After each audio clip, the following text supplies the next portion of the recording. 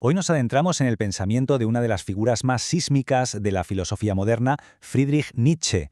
Su obra, verán, no es una mera continuación de la tradición filosófica, sino que representa una ruptura radical. Es, a la vez, un diagnóstico implacable de la civilización occidental y, sobre todo, una audaz propuesta para un nuevo amanecer del espíritu humano. Una filosofía, en definitiva, pensada para el futuro. Nietzsche nos obliga a plantear una pregunta de una escala monumental, una que realmente sacude los cimientos de nuestro propio pensamiento.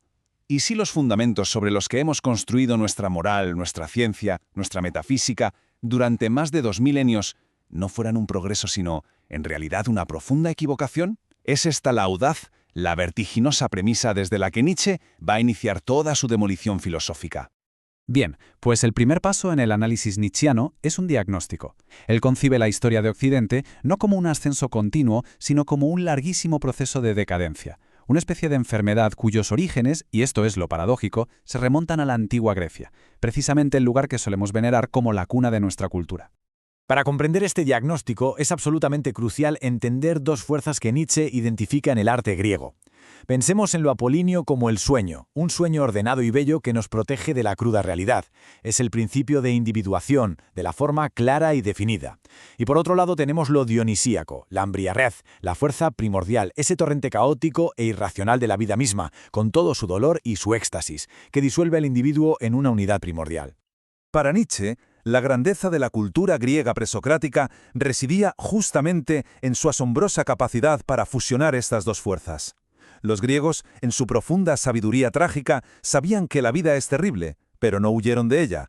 En su lugar, crearon la tragedia, una forma de arte que, a través de la belleza apolínea del diálogo y la escena, permitía mirar de frente al abismo dionisíaco del coro y, de este modo, afirmar la vida en su totalidad, sin caer jamás en el pesimismo.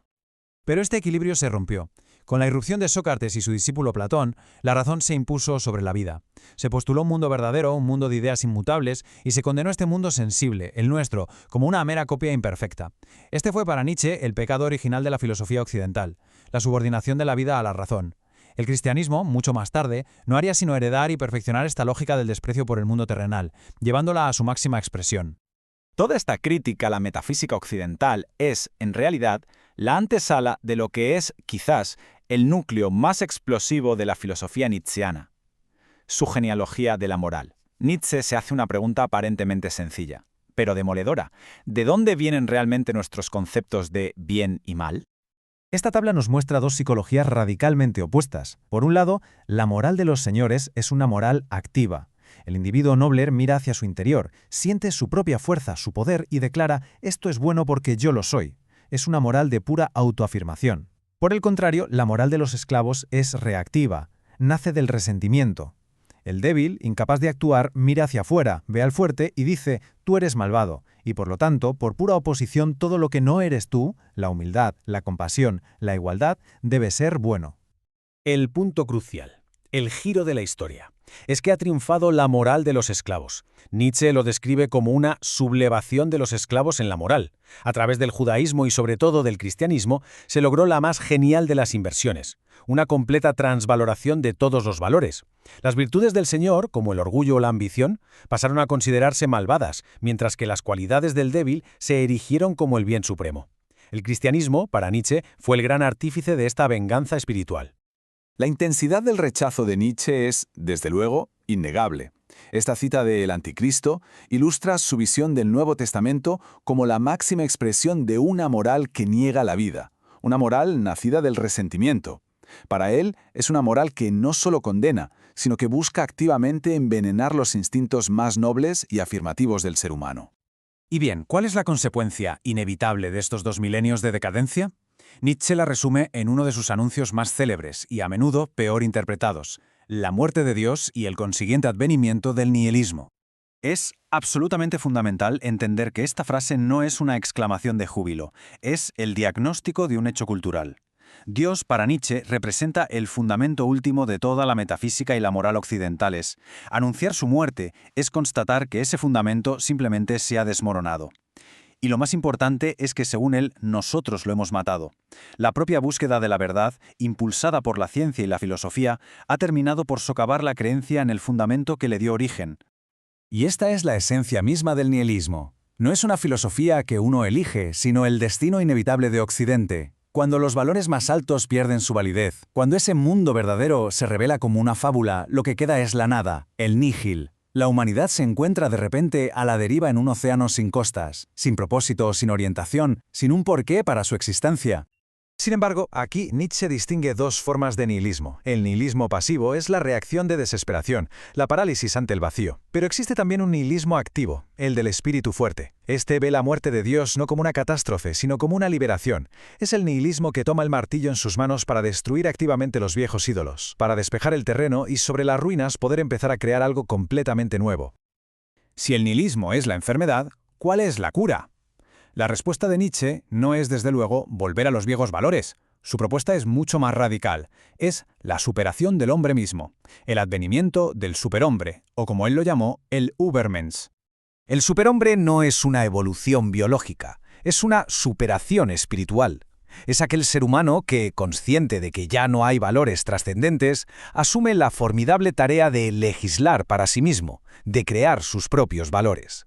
En lugar de buscar la comodidad y la seguridad del último hombre, el superhombre convierte su propia vida en una obra de arte, regida por su propia voluntad de poder. En Así habló Zaratustra, Nietzsche nos describe este camino a través de una bella alegoría. Primero, el espíritu es un camello, soporta la pesada carga del tú debes de la moral tradicional. Después, en el desierto se transforma en león, un espíritu rebelde que dice un sagrado no a esos valores para conquistar su libertad. Pero el león, aunque es libre, aún no puede crear. Para ello, debe transformarse en niño, un símbolo de la inocencia, del olvido, del juego. El niño no crea en reacción a nada, su creación es pura afirmación. Dice un sagrado sí a la vida y crea nuevos valores desde la alegría y la ligereza. Y finalmente, para fundamentar esta nueva visión del mundo, Nietzsche desarrolla dos de sus conceptos más profundos y a menudo más complejos, la voluntad de poder y el eterno retorno. Para entender al superhombre, debemos entender cuál es el motor del universo según Nietzsche, la voluntad de poder. No se trata, en absoluto, de un simple deseo de poder político. Es el principio que impulsa todo lo que existe. Un árbol que crece hacia el sol, un científico que busca la verdad, un artista que crea una obra, todos ellos son manifestaciones de esta voluntad incesante por crecer, por expandirse, por superar resistencias. La vida no busca meramente conservarse, busca más vida. Por tanto, la cuestión no es si nuestra voluntad es libre, sino si nuestra voluntad de poder es fuerte y creativa, o por el contrario, débil y reactiva. Y esto nos conduce a la idea más desafiante de todo su pensamiento, la que él mismo denominó el peso más pesado. El eterno retorno no debe entenderse como una teoría cosmológica, como un hecho físico, sino como una prueba existencial. Es, por así decirlo, el imperativo categórico del superhombre. Para poner a prueba nuestra voluntad, Nietzsche nos presenta el pensamiento más abismal. Imaginemos, tal como lo plantea en La Gaia Ciencia, que un demonio se nos aparece en nuestra más profunda soledad y nos revela que cada instante de nuestra vida, cada alegría y cada dolor, se repetirá eternamente, exactamente en el mismo orden una infinidad de veces. La reacción ante esta idea es el criterio definitivo. Para el hombre del resentimiento, para el espíritu débil, la repetición eterna sería la peor de las condenas. Pero para el superhombre, para aquel que ha dicho un rotundo sí a la vida en su totalidad, lo apolíneo y lo dionisíaco, el placer y el dolor, este pensamiento se convierte en la máxima bendición. Desear que cada momento se repita para siempre es la expresión suprema de la voluntad de poder afirmativa. Y así llegamos al objetivo final de la filosofía de Nietzsche, el amor fati, el amor al destino.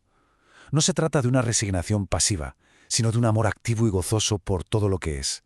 Es la capacidad no solo de soportar la realidad, sino de quererla tal como es, de amarla hasta el punto de desear su eterno retorno. Esta es la fórmula para la grandeza.